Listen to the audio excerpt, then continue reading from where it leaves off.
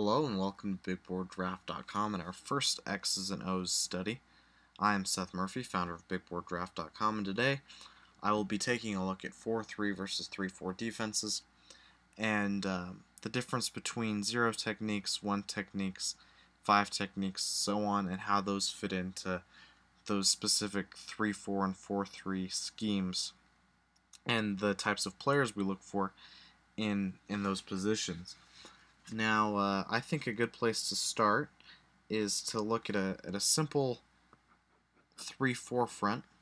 Now, obviously, 3-4 means 3 defensive linemen and 4 linebackers. We'll just be taking a look at the defensive linemen today.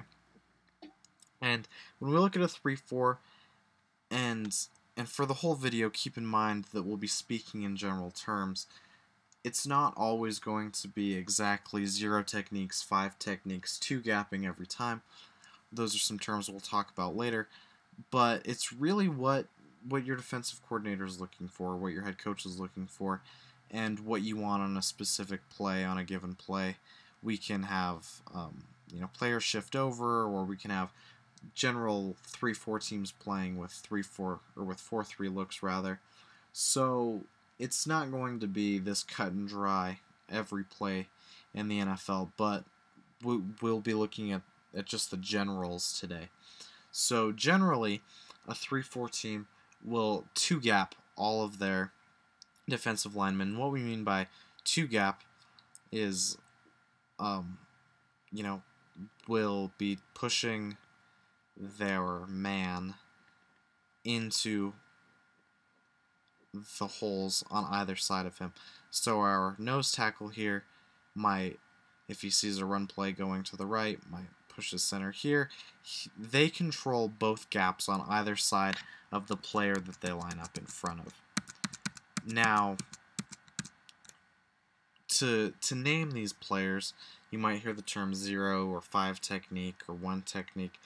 So the way that we go about getting this is we start at the center. Head up on the center we call a 0 technique. So this is going to be our 0 technique defensive end. If we move over 1 gap on either side, we get a 1 technique, a position we'll see in a 4-3. If we were to move over on top of the guard, we would get a 2 technique. We don't really see that generally. 3 technique is a position we'll see in a 4-3 as well. 4 technique would be head up on the tackle. 5 technique, which we have here, slightly shaded over of the tackle. Now, a lot of times it'll be more head up, and some people will want to tell you that this is a 4 outside technique. Not necessarily wrong.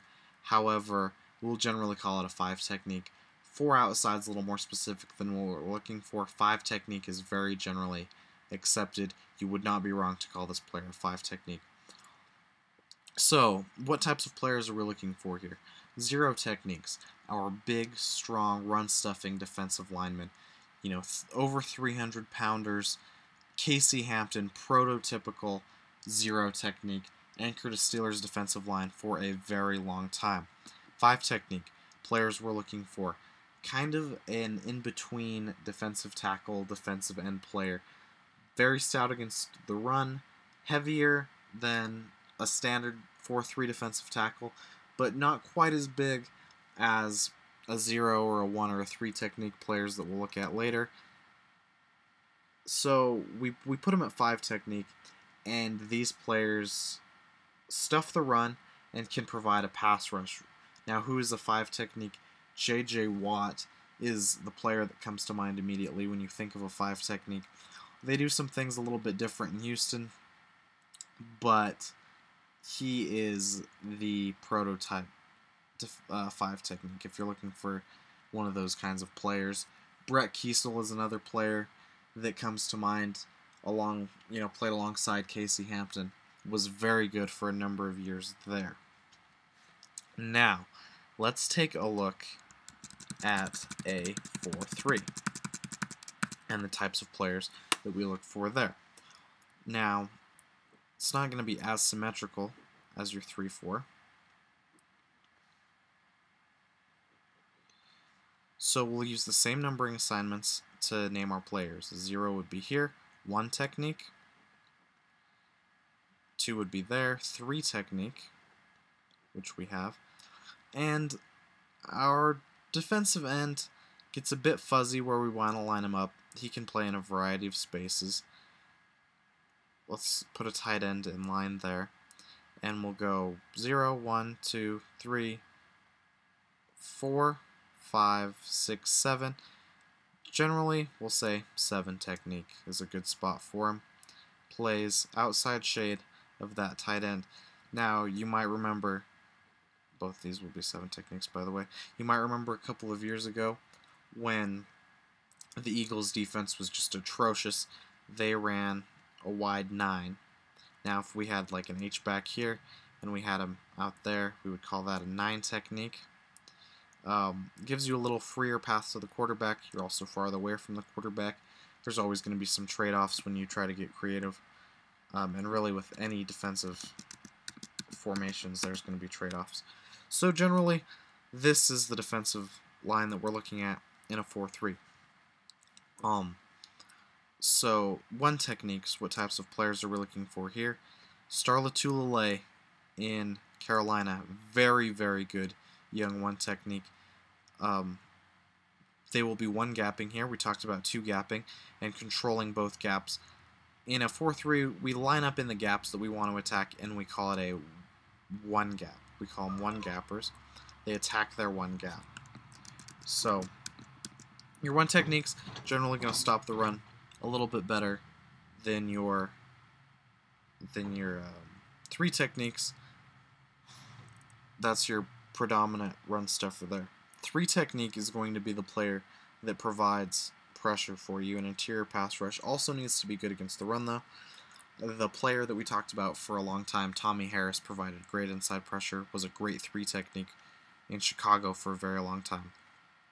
7 techniques, your standard defensive ends in a 4-3 defense. Generally good pass rushers, also have to be good against the run. Robert Quinn is a player that comes to mind immediately. Might be the best 4-3 defensive end in the league right now. Greg Hardy also plays a 4-3. Those are the body types that we're looking for here. 1 technique's closer to a 0 technique than a 3 technique, who's going to be a little slimmer, faster. You know, when you want to talk about these giant men being slim, but 3 techniques are going to be slightly slimmer and more agile than your 1 techniques generally. So let's take a look at some players that actually do play these positions. From week 6, we'll look at Chargers versus Raiders. And we can see here the Raiders running a 4-3 defense.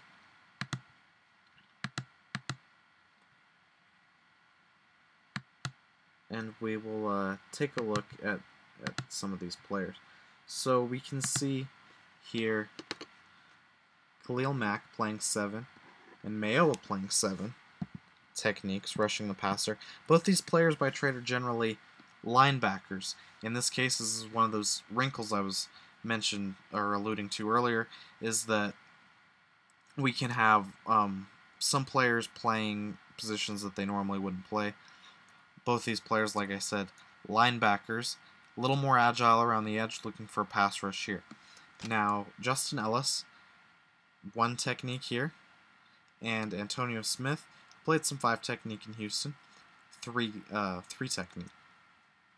So, just to give you an idea of the bodies that'll generally play here, Oakland also sometimes has Justin Tuck at defensive end, Lamar Woodley at defensive end. And now let's take a look at San Diego. We can see here a 5 technique and another 5 technique. Players that San Diego has playing at those positions, Corey Legit, Kendall Reyes, playing the 5 techniques. Now, these players here, I believe that's Dwight Freeney and Jarrett Johnson, although I could be wrong, don't want to get those confused with defensive ends. These are 3-4 outside linebackers. Also play very close to the line of scrimmage, but don't play with their hand in the dirt. They play from a 2-point stance. the similarities between 3-4 ends, or 3-4 outside linebackers rather, and 4-3 ends are very close. They can sometimes be interchangeable, as we saw with Khalil Mack. He is one of those players that could play a 3-4 outside linebacker, or a 4-3 defensive end, or even 4-3 end, or even, 4-3 outside linebacker. He's just one of those special kinds of players. But a player like Brian Arakpo often plays, 3-4 outside linebacker and 4-3 defensive end, depending on the looks. Those players can be very similar. So that concludes our breakdown of 3-4 versus 4-3 defenses. Send us an email. Tell us about some things that you'd like to see from our next X's and O's study. And have a great day. Thank you.